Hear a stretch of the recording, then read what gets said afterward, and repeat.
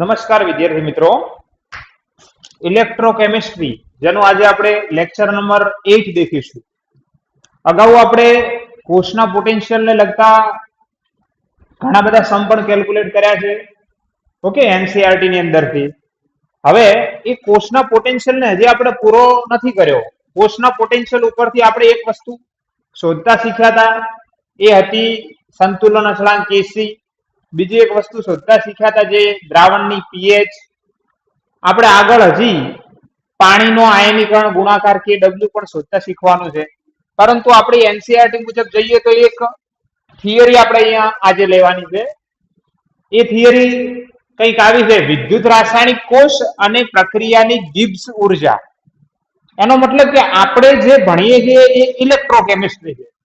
આપણે 11th ની અંદર એક ચેપ્ટર ભણી ગયા છે, એ થર્મોડાયનેમિક્સ, ઉષ્માગતિશાસ્ત્ર.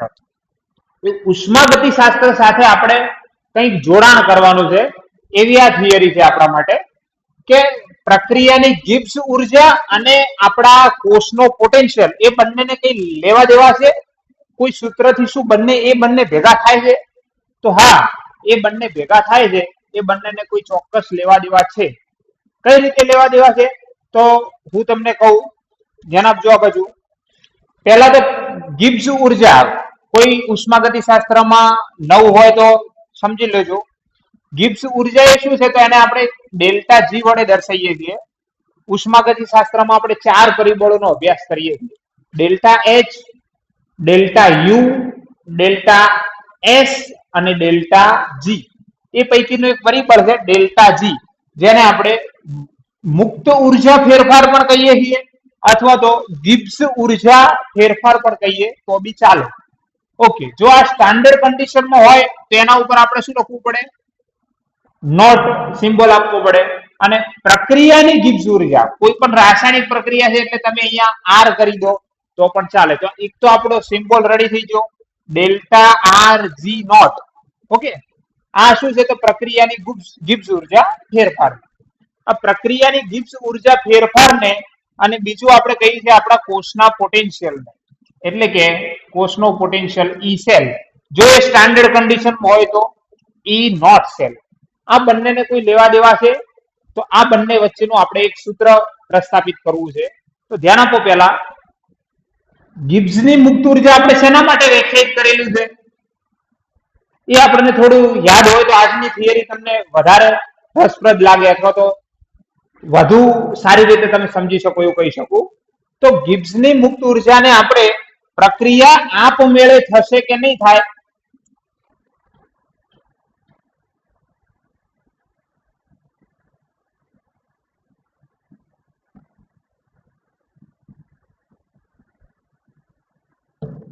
પ્રક્રિયા આપમેળે થશે કે નહીં એના માટે આપણે વ્યાખ્યાયિત કરેલી. કોઈ આપણી પ્રક્રિયા હોય જેમાં AB કન્વર્ટેડ ટુ C+D, તો એનો મતલબ પ્રક્રિયકો નિપજમાં ફેરવતા હોય. જો આ પ્રક્રિયા સ્પોન્ટેનિયસ હશે એટલે કે આપમેળે હશે તો આ પ્રક્રિયાનો ડેલ્ટા જી સ્ટાન્ડર્ડ કન્ડિશનમાં કે નોન સ્ટાન્ડર્ડ કન્ડિશનમાં એ કેવો આવશે તો ઋણ આવશે. જો ડેલ્ટા જી ઋણ આવે એનો મતલબ પ્રક્રિયા આપમેળે થાય. જો ડેલ્ટા જી ધન આવે એનો મતલબ કે પ્રક્રિયા આપમેળે થાય નહીં. આમાં પ્રક્રિયા આપમેળે થાય. તો આપણે આ ડેલ્ટા જી એ સ્પોન્ટેનિટી ઓફ રિએક્શન માટે આપણે વ્યાખ્યાયિત કરેલો છે. પ્રક્રિયાની સ્વયંસ્ફૂર્તા અથવા તો પ્રક્રિયા આપમેળે થશે કે નહીં એના માટે આપણે વ્યાખ્યાયિત કરેલો છે. ઓકે, હવે એનો આપણે કનેક્શન ક્યાં કરાવવું છે તો આપણા કોષના પોટેન્શિયલ સાથે, ઈ નોટ સેલ સાથે કરાવવું છે. તો એ બંને વચ્ચેનું સંબંધ દર્શાવતું સૂત્ર આપણે લખવું હોય તો આપણે આ રીતે લખી શકીએ છીએ કે delta G is equal to minus N F E cell. Okay, ધ્યાન આપજો. ડેલ્ટા જી એ કોના બરાબર હોય તો કોષના પોટેન્શિયલ, ફેરાડે અચળાંક અને કોષમાંથી પસાર થયેલ વિદ્યુતનો જથ્થો. ઓકે, એટલે કે એમાં એન એ શું છે તો પેલા આપણે ઇલેક્ટ્રોન લઈએ છીએ ઇલેક્ટ્રોનનો ડિફરન્સ આના બરાબર હોય. હવે તમે કહેશો કે આ સૂત્રની અંદર ધ્યાન આપો, આ સૂત્રની અંદર આ નેગેટિવ સાઇન શા માટે મૂકવામાં આવી છે? નેગેટિવ સાઇન એટલા માટે મૂકવામાં આવી છે કે આપણે જે ઇલેક્ટ્રોન પસાર કરવાના છીએ એની વેલ્યુ કેવી હોવાની છે તો પોઝિટિવ હોવાની. ભાઈ ફેરાડે અચળાંક જે છે 96,500 અથવા 96,487 એ પણ કેવો છે? પોઝિટિવ છે. કોષનો પોટેન્શિયલ છે સ્ટાન્ડર્ડ કન્ડિશન લો કે નોન સ્ટાન્ડર્ડ કન્ડિશન લો, એ કોષનો પોટેન્શિયલ જો પ્રક્રિયા આપમેળે થતી હશે તો એ પણ ધન હશે. ચલો હવે વિચારી લો, એન પોઝિટિવ, એફ પોઝિટિવ, પ્રક્રિયા આપમેળે થતી હોય તો કોષનો પોટેન્શિયલ પણ પોઝિટિવ. એનો મતલબ ત્રણેયનો ગુણાકાર પોઝિટિવ આવે. આપણે પ્રક્રિયા આપમેળે થતી હોય તો ડેલ્ટા જી કેવો લેવાનો છે? નેગેટિવ લાવવાનો છે. માટે આપણે આગળ કઈ સાઇન મૂકી દીધી છે? નેગેટિવની સાઇન મૂકી દીધી છે. એટલા માટે આપણો ડેલ્ટા જી કેવો આવે? નેગેટિવ આવે. ઓકે, વ્યવસ્થિત રીતે સમજી લેજો આને. ઓકે, તો શા માટે આપણે આ ફોર્મ્યુલામાં પહેલા તો માઇનસ યુઝ કરીએ છીએ? Delta G is equal to minus NFE0 cell, જો સ્ટાન્ડર્ડ કન્ડિશનમાં લખતા હોઈએ તો. ઓકે, નોન સ્ટાન્ડર્ડ કન્ડિશનમાં પણ આ ફોર્મ્યુલા સાચી જ છે. Delta G is equal to minus NF cell. Okay, તો દેખી લો સ્ટાન્ડર્ડ કન્ડિશન તમે જ્યારે એપ્લાય કરો છો તો કોષનો પોટેન્શિયલ પણ સ્ટાન્ડર્ડ લેવો પડે છે અને પ્રક્રિયાની ગિબ્સ ઉર્જા નોન સ્ટાન્ડર્ડ કન્ડિશન બોલો તો ગમે તે વખતનો પોટેન્શિયલ ચાલે. ઓકે, એનો મતલબ જ્યારે તાપમાન અને સાંદ્રતા નું મૂલ્ય જુદું જુદું હોય એ વખતનો પોટેન્શિયલ. હવે અહીંયા એક મેઇન વસ્તુ એ સમજવાની છે, ધ્યાન આપજો. આપણો કોષનો જે પોટેન્શિયલ છે એ અને પ્રક્રિયાની ગિબ્સ ઉર્જા, કોષનો પોટેન્શિયલ અને પ્રક્રિયાની ગિબ્સ ઉર્જા એ બંને વિશે મારે તમને એક વસ્તુ સમજાવી છે. કોષનો પોટેન્શિયલ ઈ સેલ અથવા સ્ટાન્ડર્ડ કન્ડિશનમાં હોય તો ઈ નોટ સેલ, એ કેવો ગુણધર્મ છે તો વિશિષ્ટ ગુણધર્મ છે.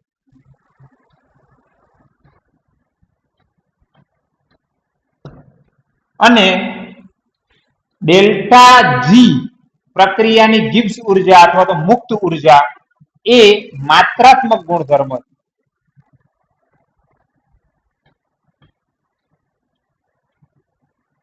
ઓકે, આ ઇન્ટેન્સિવ પ્રોપર્ટી છે અને આ એક્સટેન્સિવ પ્રોપર્ટી. હવે થર્મોડાયનેમિક્સ સારી રીતે જાણતા હશો તો આ ઇન્ટેન્સિવ અને એક્સટેન્સિવ પ્રોપર્ટી તમને સમજાઈ ગયું હશે, પરંતુ ના સમજણું હોય એના માટે મેં અહીંયા સમજાવવા માટે શોર્ટમાં લખેલું જ છે કે ભાઈ માત્રાત્મક ગુણધર્મ અને વિશિષ્ટ ગુણધર્મ, એક્સટેન્સિવ પ્રોપર્ટી અને ઇન્ટેન્સિવ પ્રોપર્ટી વચ્ચે શું ડિફરન્સ છે. ઓકે, માત્રાત્મક ગુણધર્મ એટલે એવો ગુણધર્મ કે જે ગુણધર્મ દ્રવ્યના જથ્થા ઉપર આધારિત હોય. જેમ કે આપણું વજન. ભાઈ આપણું વજન, હું બોલું છું કે ભાઈ મારું વજન આટલા કિલો છે, 70 કિલો, 75 કિલો આટલું વજન છે. તમને પૂછું છું તમારું વજન કેટલું છે? કોઈ કહેશે 50 કિલો, બીજો કોઈ વિદ્યાર્થી કહેશે 45 કિલો, કોઈ 55 કિલો, કોઈ 100 કિલો.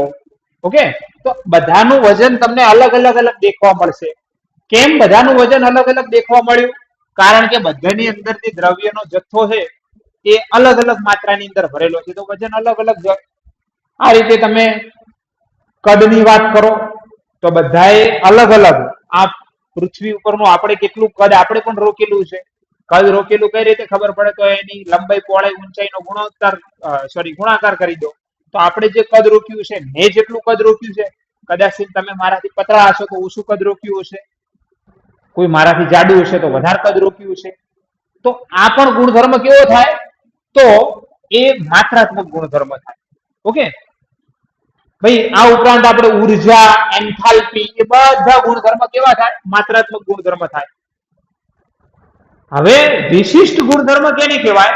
તો તો જે ગુણધર્મ દ્રવ્યના જથ્થા ઉપર આધારિત નથી, પરંતુ એ પદાર્થના બંધારણ ઉપર આધારિત છે.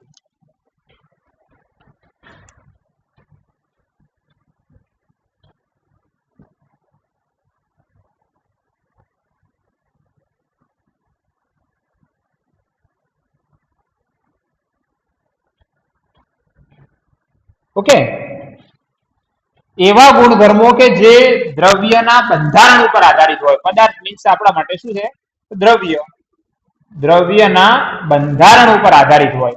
અને આ કોના ઉપર આધારિત હોય? તો દ્રવ્યના જથ્થા ઉપર આધારિત હોય.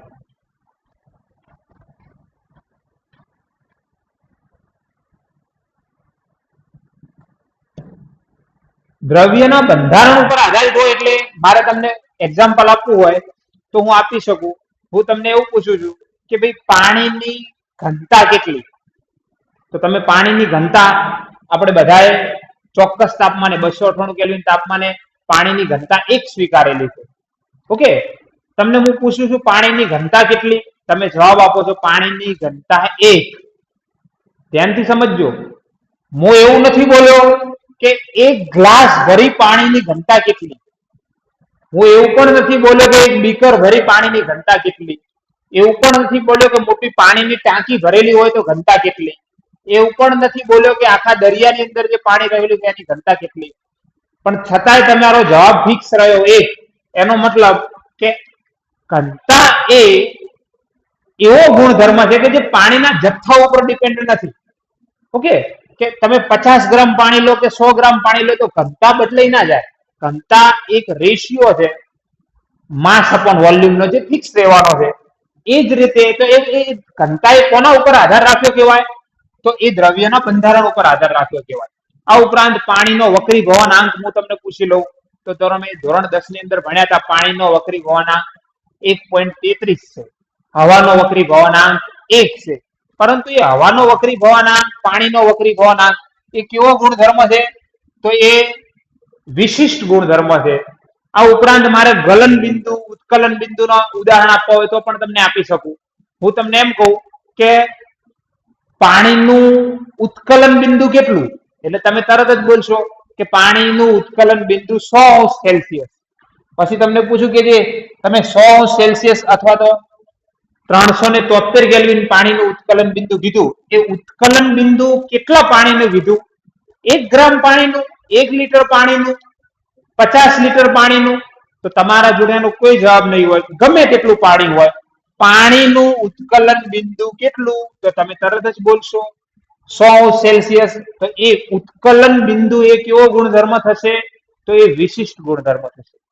2 પ્રકારના ગુણધર્મ હોય છે કે જે જથ્થા ઉપર આધાર રાખે. જેમ કે ઉર્જા, મારા જોડે ઓછું દ્રવ્ય હોય તો એના જોડે ઓછી ઉર્જા હોય. દ્રવ્ય વધી જાય, ઉર્જા વધી જાય.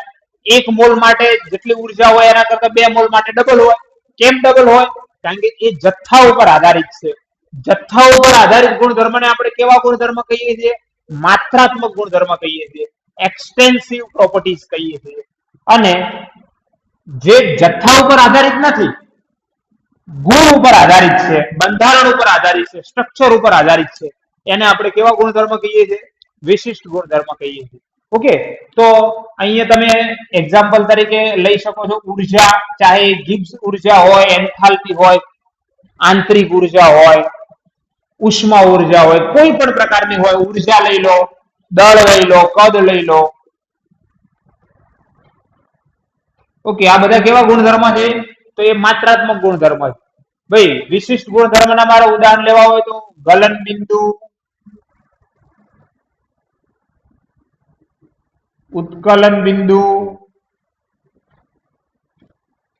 ઘનતા, વક્રી ભવનાંક. ઓકે, અને હાલનું લેટેસ્ટ ઉદાહરણ જે મારે અહીંયા સમજાવવાનું છે એ છે કોષનો પોટેન્શિયલ.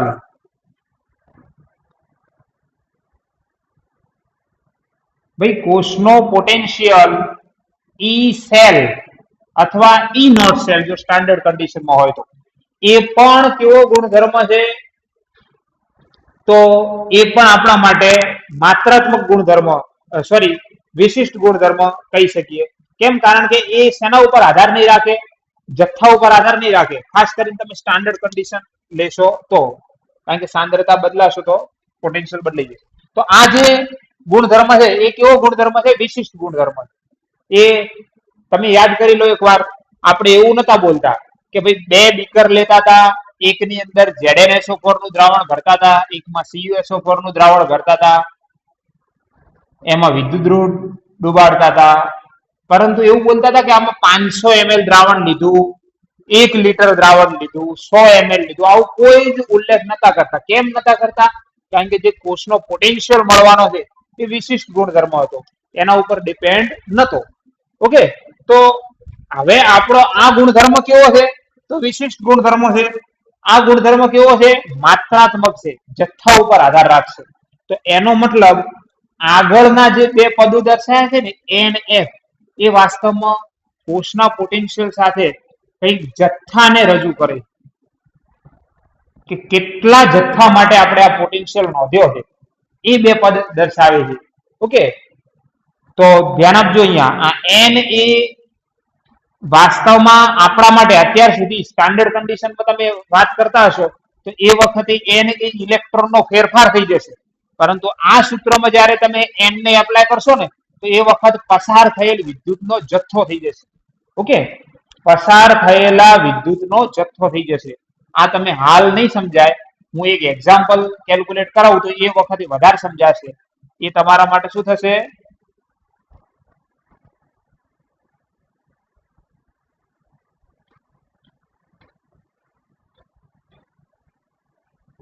પસાર થયેલ વિદ્યુતનો જથ્થો થઈ જશે. ઓકે, સ્ટાન્ડર્ડ કન્ડિશનમાં તો તમે ઇલેક્ટ્રોન લઈને મૂકી દેશો ચાલશે, પરંતુ વાસ્તવની અંદર એ પસાર થયેલ ઇલેક્ટ્રોનનો જથ્થો કયા એકમની અંદર થશે તો એ પણ તમને અહીંયા કહી દઉં, ફેરાડે.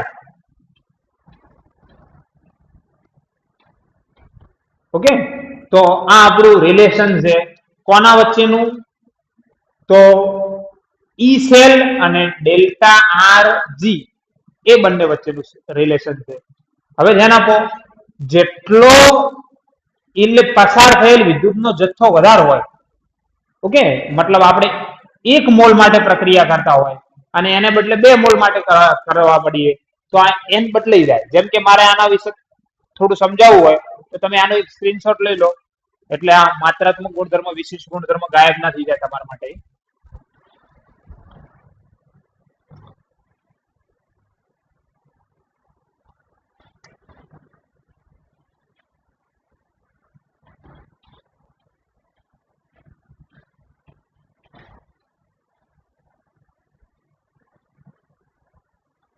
ચલો, મારા જોડે ડેનિયલ કોષની પ્રક્રિયા છે.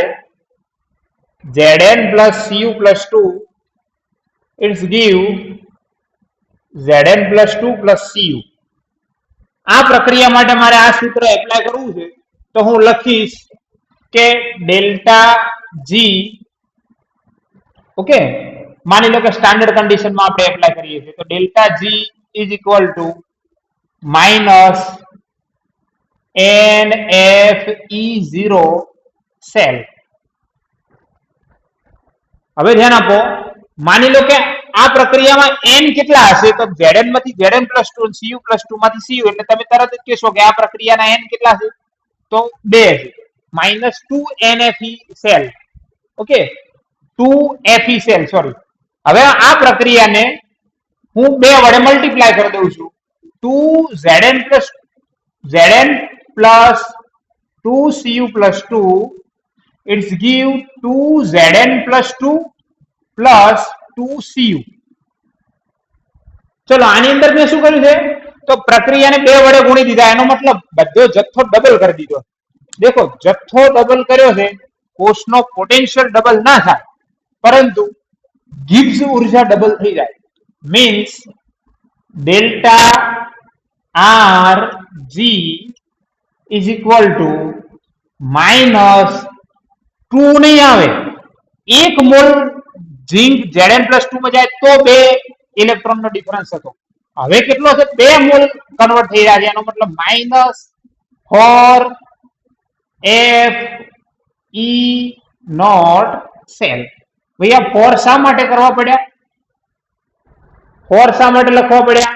તો સમજો ડેલ્ટા જી માત્રાત્મક ગુણધર્મ હતો, આ વિશિષ્ટ ગુણધર્મ હતો.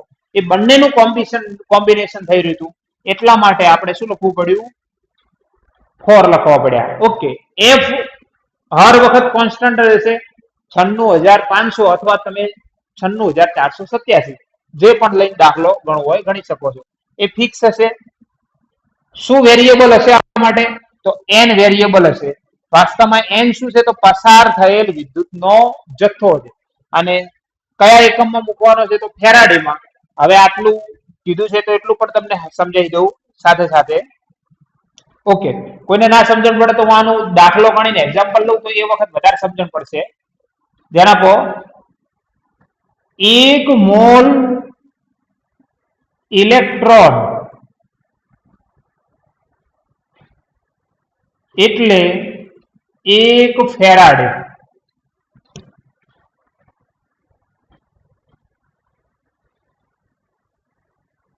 એક મોલ ઇલેક્ટ્રોનનો જથ્થો, 1 મોલ ઇલેક્ટ્રોનનો જથ્થો એટલે શું થશે? 1 ફેરાડે.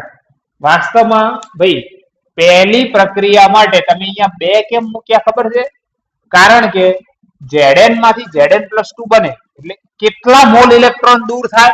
જો આપણે 1 mall Zn 1 mall Zn 1 mall Zn+2 માં રૂપાંતરિત પામે તો કેટલા ઇલેક્ટ્રોન દૂર થાય?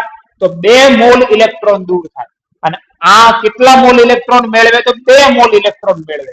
એટલા માટે આપણે ભાઈ 1 મોલ ઇલેક્ટ્રોનનો જથ્થો એટલે 1 ફેરાડે, તો 2 મોલ એટલે કેટલા? તો 2 Faraday.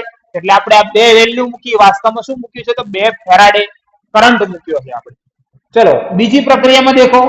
2 mall Zn 2 mall Zn+2 માં કન્વર્ટ થાય. મીન્સ કેટલા ઇલેક્ટ્રોન લોસ કર્યા? તો એને 4 મોલ ઇલેક્ટ્રોન લોસ કર્યા. અને આને કેટલા ઇલેક્ટ્રોન ગેઇન કર્યા? તો 4 મોલ ઇલેક્ટ્રોન આને ગેઇન કર્યા. એનો મતલબ 1 મોલ એટલે 1 ફેરાડે, તો 4 મોલ એટલે કેટલા ફેરાડે? 4 ફેરાડે. મીન્સ અહીંયા જે મેં મૂક્યો 4 એ વાસ્તવમાં શું મૂક્યું છે? તો ફેરાડે મૂક્યું છે. એ કોના 1 ફેરાડે કોના બરાબર હોય? તો 1 મોલ ઇલેક્ટ્રોનના જથ્થા બરાબર. તો કોઈ વાર તમને દાખલાની અંદર એવું પૂછે કે આટલા ફેરાડે કરંટ પસાર કર્યો, તો એ વખતે તમારે ઇલેક્ટ્રોનની સંખ્યા નહીં દેખવા જવાની. શું દેખવાનું? કેટલા ફેરાડે કરંટ પસાર કર્યો એ દેખવા જવાનું. ઓકે, હવે બીજી એક વસ્તુની વાત કરી દઉં કે આપણે આને જે ડેલ્ટા જી આવ્યો એનું કનેક્શન પાછું આપણું ક્યાં છે? તો આપણા સંતુલન અચળાંક સાથે છે, એટલે ઇક્વિલિબ્રિયમ સાથે. તો એકબીજા સાથે બધું જોડાયેલું છે. ઇલેક્ટ્રોકેમિસ્ટ્રી માંથી થર્મોડાયનેમિક્સમાં આવ્યા.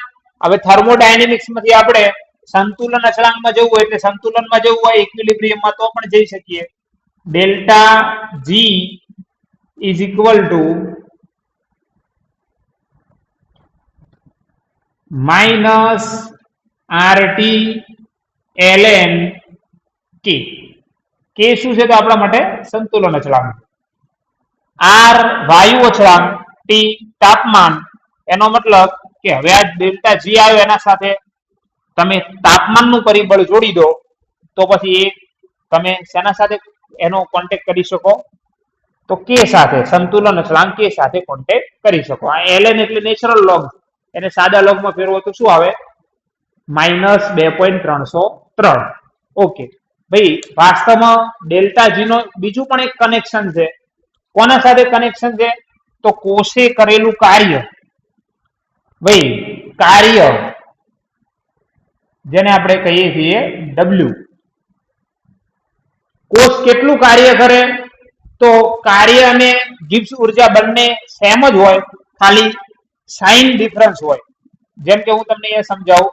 Delta G 0 is equal to -W, અથવા તો એમ કહું કે મહત્તમ કાર્ય, કોષે કરેલું મહત્તમ કાર્ય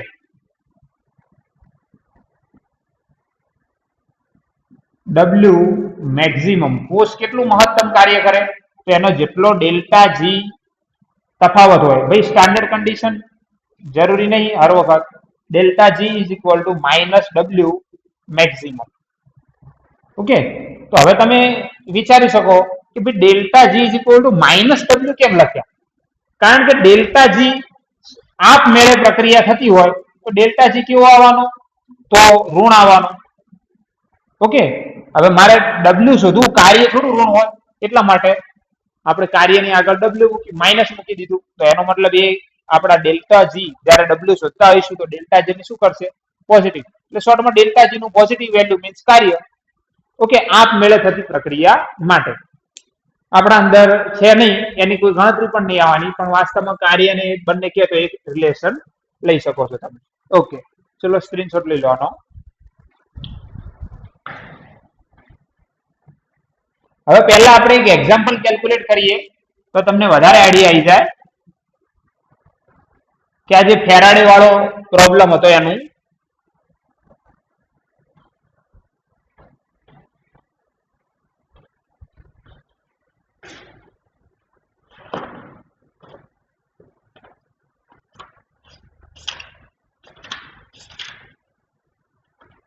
ચલો, આપણને આ પ્રકારની એક રકમ આપવામાં આવી છે કે વિદ્યુત રાસાયણિક કોષમાં નીચે પ્રમાણેની પ્રક્રિયાથી વિદ્યુત પ્રવાહ ઉત્પન્ન થાય છે.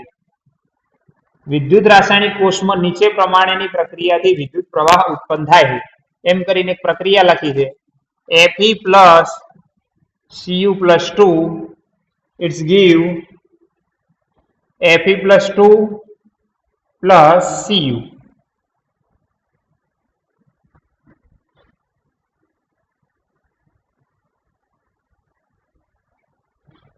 જો પ્રમાણિત વિદ્યુત રાસાયણિક કોષમાંથી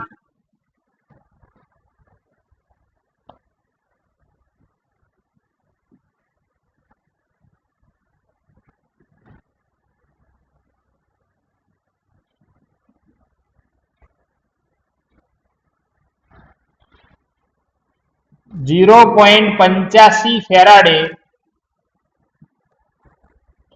વિદ્યુત પ્રાપ્ત કરવામાં આવે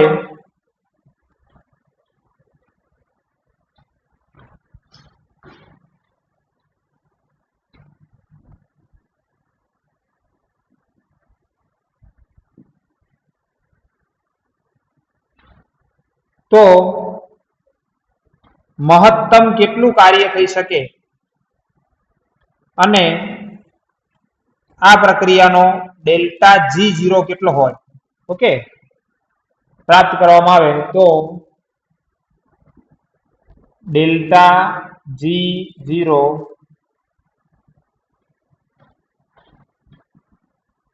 કેટલો થાય. અને આપણને એક વસ્તુ આપી છે, પ્રમાણિત કોષનો potential standard E0 cell 0.78 volt છે.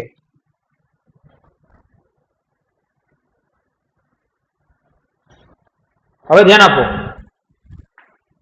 ભાઈ, એક વિદ્યુત રાસાયણિક કોષ છે, Fe+2 Cu+2 Cu થી બનેલો. એમાં આપણે કેટલો કરંટ પસાર કરી રહ્યા છીએ? તો કેટલો કરંટ પ્રાપ્ત થઈ રહ્યો છે? પસાર કરવું ક્યારે?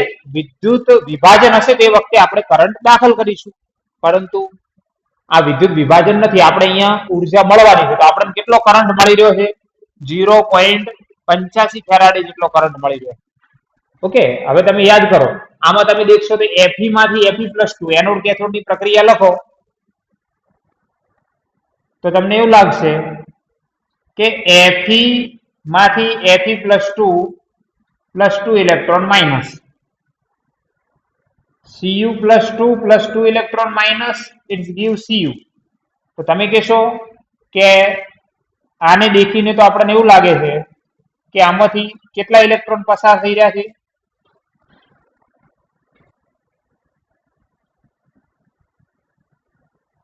ભાઈ આ પ્રક્રિયાની અંદર આ તો આપણે જ્યારે 2 ફેરાડે જેટલો કરંટ પસાર કરતા હોઈએ ને તો 2 ઇલેક્ટ્રોન નીકળે એવું કહી શકાય, બરોબર? એનો મતલબ આપણા અંદરથી જો 2 ફેરાડે કરંટ મળતો હોત તો આ સમગ્ર પ્રક્રિયા આપણે લખીએ સાચી ગણો, પરંતુ આપણે ખાલી કેટલો કરંટ અંદરથી ઉત્પન્ન થાય છે? 0.85 ફેરાડે ઉત્પન્ન થાય છે. એનો મતલબ કે આપણું જે ફોર્મ્યુલા આવશે delta G is equal to minus N F E 0 cell. ચલો અહીંયા એન ની વેલ્યુ શું મૂકશો તમે? એન ની વેલ્યુ શું મૂકશો? 2 ઇલેક્ટ્રોન એટલે 2 મોલ નથી, 2 ફેરાડે નથી. કેટલા ફેરાડે છે? ખાલી 0.85 ફેરાડે જ કરંટ અંદરથી ઉત્પન્ન થઈ રહ્યો છે. એનો મતલબ એટલા પર્સન્ટેજ જ પ્રક્રિયા પૂર્ણ થઈ જાય, એટલો કરંટ, એટલા જ ઇલેક્ટ્રોન, અહીંયા 0.85 ઇલેક્ટ્રોન આવે એટલો જ મોલ આગળ પ્રક્રિયા કરે છે. 1 મોલ આખો પ્રક્રિયા કરતો નથી. એટલે આપણે આના માટે જવાબ માટે લખીશું માઇનસ 0.85 ગુણ્યા એફ ફેરાડે અચળાંક કેટલો છે? તો 96,487 ગુણ્યા ઈ સેલ કોષનો પોટેન્શિયલ આપણને કેટલો આપ્યો છે? 0.78. તો એ ત્રણેયનો ગુણાકાર કરી દો તો તમને શું મળી જશે? ડેલ્ટા જી મળશે પ્રક્રિયાનો. ઓકે,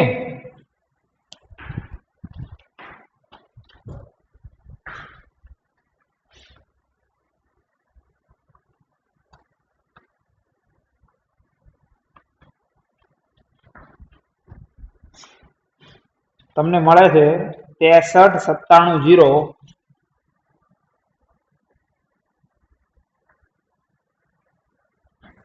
0.88 કયા એકમમાં મળશે? તો જૂલ એકમની અંદર. તો જૂલ ઉર્જા છે એટલે આપણે કયા એકમની અંદર લઈશું? તો જૂલની અંદર લઈશું. ઓકે, તો આ પ્રક્રિયા આ જે મળશે આપણને જૂલ એકમની અંદર મળશે. કિલો જૂલમાં તમે કન્વર્ટ કરવું હોય તો કરી શકો. હા, હવે આ દાખલાની અંદર તમે ધ્યાનથી સાંભળ્યું હોય તો મેં એવું બોલ્યું હતું કે આપણને એવું પણ પૂછ્યું છે મહત્તમ કેટલું કાર્ય થયું હોય. ડેલ્ટા જી મળી જો આપણને, તો મહત્તમ કેટલું કાર્ય થયું હોય તો એની જે સાઇન છે એના કરતા ઓપોઝિટ સાઇન, આ માઇનસ સાઇનમાં આવ્યું.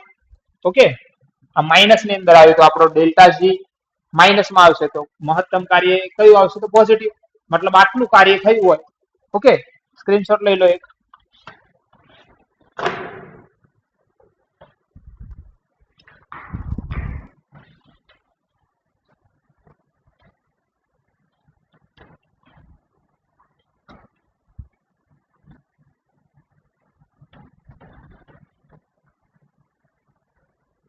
હવે આપણે એનસીઈઆરટી ની અંદરથી થોડા એક્ઝામ્પલ દેખીએ છીએ આના રિલેટિવ, અથવા તો આપણે આગળ જે ભણેલા છીએ એના રિલેટિવ હોય.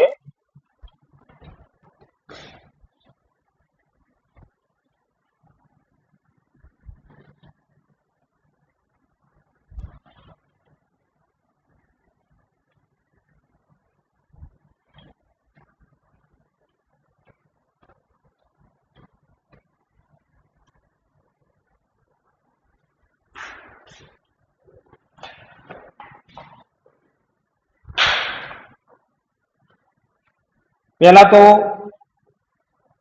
કોયડો 3.3 દેખો, એની અંદર એવું કહેવામાં આવ્યું છે તો ડેનિયલ કોષ માટે પ્રમાણિત વિદ્યુત ધ્રુવ પોટેન્શિયલ. ભાઈ ડેનિયલ કોષ માટેનો પોટેન્શિયલ આપણને આપ્યો છે પ્રમાણિત. કેટલો આપ્યો છે?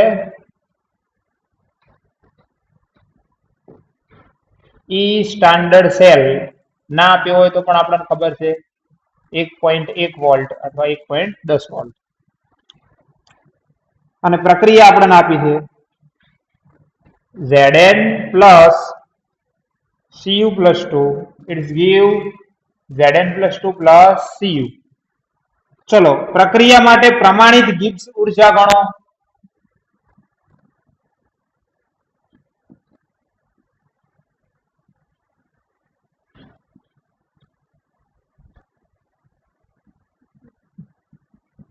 આમાં તમે દેખો એને કરંટનો ઉલ્લેખ નથી કર્યો અને સ્ટાન્ડર્ડ કન્ડિશન કીધું છે, કેટલા ફેરાડે પસાર કર્યો કીધેલું નથી. તો આપણે સ્ટાન્ડર્ડ કન્ડિશન ની અંદર માની લઈશું કે કેટલા ફેરાડે પસાર થઈ રહ્યો છે? તો 2 ફેરાડે, જે આપણો n જેટલો પ્રક્રિયામાં આવે એટલો જ. Delta G is equal to minus N F E 0 cell. શોર્ટમાં ફેરાડે આપેલા હોય કે આટલો કરંટ મળી રહ્યો છે અથવા આટલો કરંટ દાખલ કરી રહ્યા છે વિદ્યુત વિભાજન માટે આ સૂત્ર મૂકો તો હો. તો એના માટે તમને ફેરાડે આપ્યો હોય તો n તરીકે ફેરાડે લેવાના, પણ ના આપ્યો હોય તો આમાં Zn માંથી Zn+2 કેટલા ઇલેક્ટ્રોન? 2, તો એ લઈ લેવાના. -2 ક્રોસ 96,487 ગુણ્યા 1.1 જેટલા આવે એ તમારો જવાબ. બહુ સિમ્પલ છે, ગણી લેજો. એને જૂલની અંદર આવશે તો કિલો જૂલમાં ફેરવવા હોય તો ફેરવી દેજો. આ કયા નંબરનો દાખલો છે? તો કોયડો 3.3.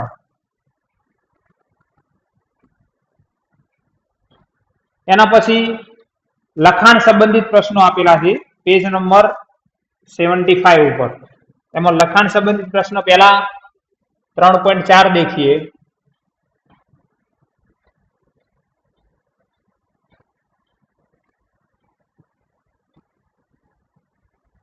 ત્રણ પોઈન્ટ ચાર ની અંદર એવું કીધું છે કે 10 pH વાળા દ્રાવણ સાથે સંપર્કમાં રહેલ હાઇડ્રોજન વિદ્યુત ધ્રુવનો પોટેન્શિયલ ગણો. કેટલી pH છે? તો 10. pH 10 નો મતલબ શું? pH નું સૂત્ર શું છે? -log H+. 10 pH નો મતલબ એવો થાય કે H+ ની સાંદ્રતા કેટલી હશે અંદર? 10⁻10 મોલર.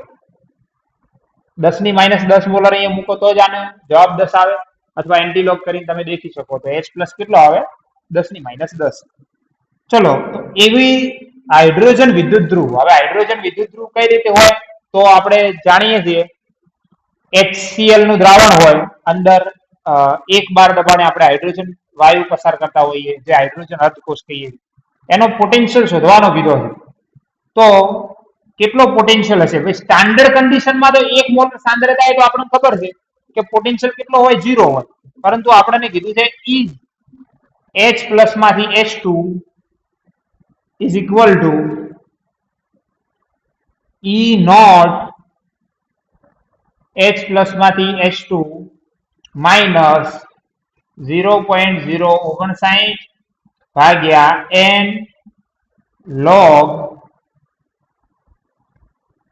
નિપજ ભાગ્યા પ્રક્રિયક. હવે આપણે એના માટે રાસાયણિક પ્રક્રિયા લખીએ તો પ્રક્રિયા શું થશે? પ્રક્રિયા આપણે આ રીતે લખીશું કે H2 ભાઈ આપણા HCl ના દ્રાવણની અંદર થી કરવામાં આવી છે, એનો મતલબ H+ plus electron it is give H2. Okay, H2 છે તેની આગળ 1/2 મૂકી દો. આની સાંદ્રતા આપણે જાણીએ છીએ કેટલી? H+ ની છે તો 10⁻10. તો હવે લોગ નિપજો ભાગ્યા પ્રક્રિયકો. નિપજો તો H2 આવ્યું છે તો એ તો આપણે જાણા છે, તો કેટલા મૂકી દઈશું? 1 બાર દબાણ. ઓકે, તો એ જવા દો. 1/H+ પ્રક્રિયક ની અંદર કોણ છે? તો 10⁻10. ઓકે, હવે સ્ટાન્ડર્ડ કન્ડિશનમાં હાઇડ્રોજનનો પોટેન્શિયલ કેટલો હોય? તો 0. 0 માઇનસ 0.059 ભાગ્યા n કેટલા? તો n આવશે 1. અહીંયા તમારે ખાલી એટલું લખવું હોય તો લખો H+ ને, પછી અહીંયા આપણે મૂલ્ય મૂકીએ. log 1/10⁻10. ચલો, H+ into H2 is equal to minus 0.059 ભાગ્યા 1 તો નહીં, ભાગો ચાલશે, ક્રોસ log 1/10⁻10. 10⁻10 ઉપર આવે તો +10. +10 નો log देखिए તો 10 નો log 10 પાવર છે, એનો મતલબ કે જેટલી પાવર એટલો log. તો આપણે એનો જવાબ આવશે 10. 10⁻10 ઘાતનો log કેટલો થાય? તો 10 થાય. તો 0.059 ગુણ્યા 10 એટલે આપણને મળી જશે H+ માંથી H2 માઇનસ 0.59 વોલ્ટ. તો 10 pH વાળા દ્રાવણનો પોટેન્શિયલ તમે શોધવા જશો તો એ તમને મળશે -0.59 વોલ્ટ. ઓકે, સ્ક્રીનશોટ લઈ લો.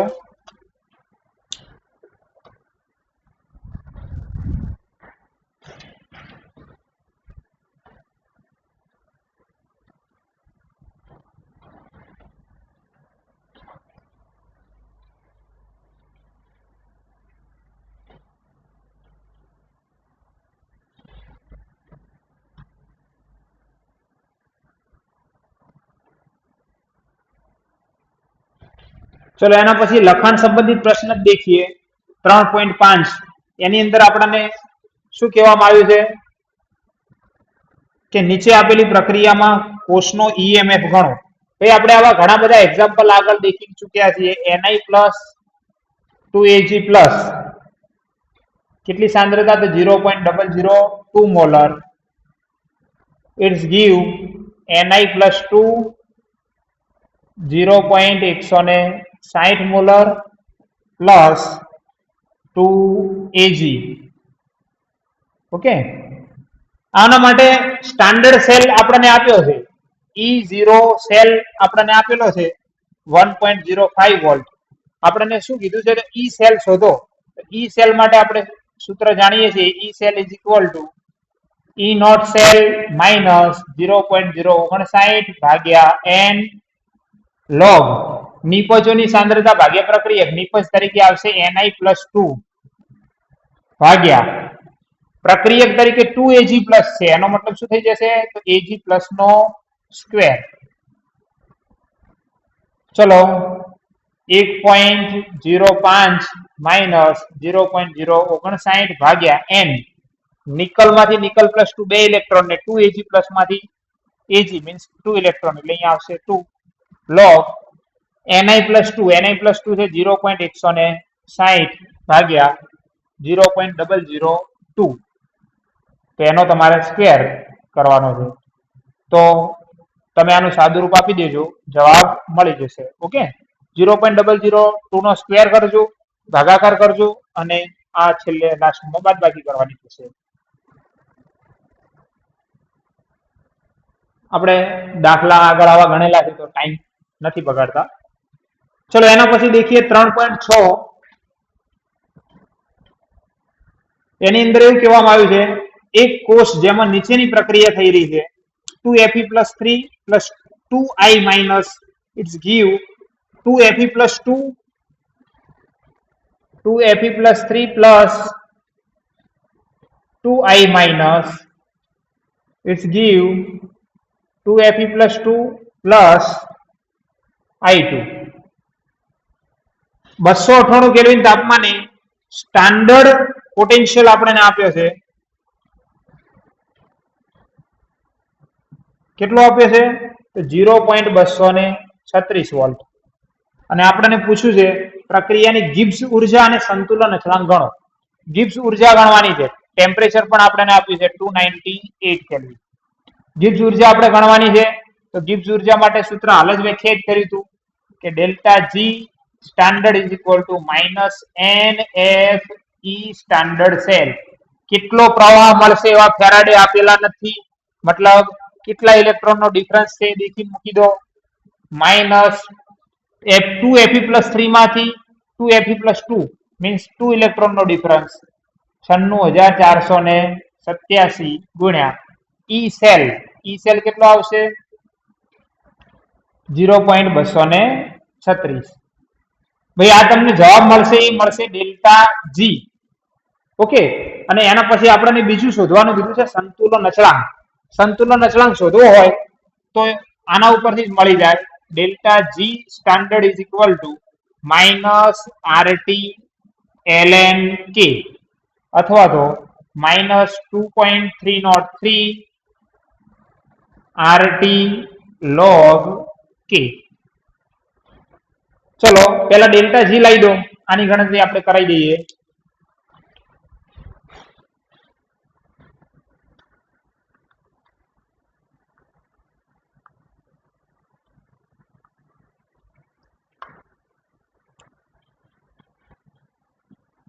પિસ્તાલીસ 54 જૂલ.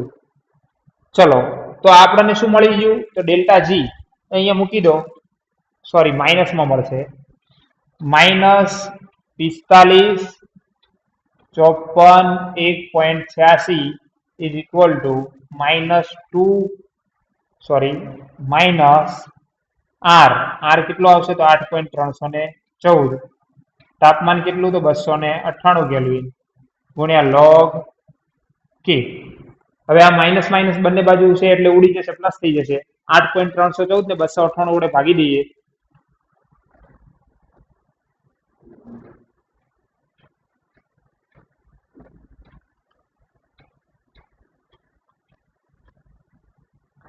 તો આપણને મળશે log k is equal to 18.3816.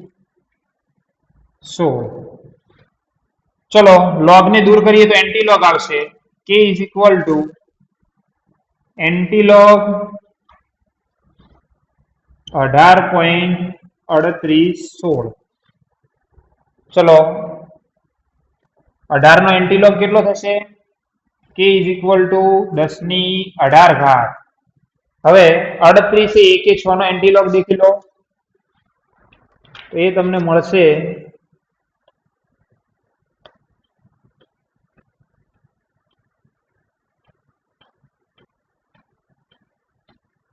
38 એ 1 એ 6 એટલે 2399 પ્લસ 3 2402 એટલે 2.1 નંબર પછી ડિજિટ મૂકી દો પોઈન્ટ મૂકી દો સોરી 2.402 ક્રોસ 10⁻18 તો આ આપણા માટે આવશે k. ઓકે તો આટલા સુધી આપણે રાખીએ.